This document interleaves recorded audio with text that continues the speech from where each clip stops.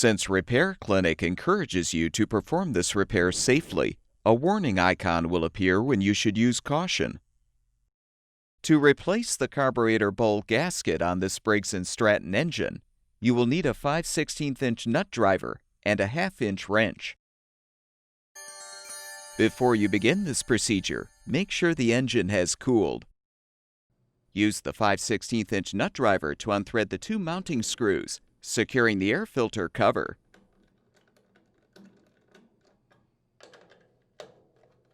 Remove the cover and the air filter.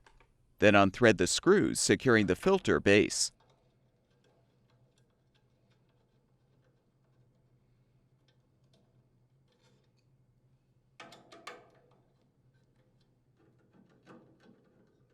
Pull the choke lever off so you can move the base out of the way.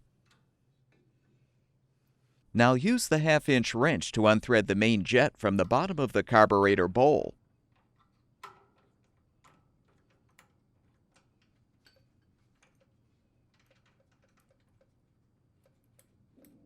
Set the bowl aside and remove the old gasket, if still intact.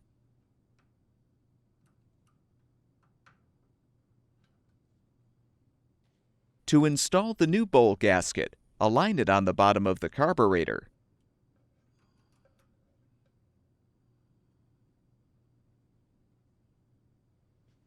Reposition the bowl, then thread and tighten the jet to secure it.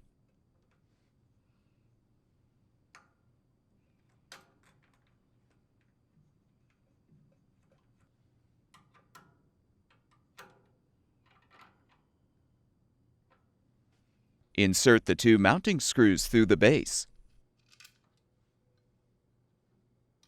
Then align the base and thread the screws into the carburetor.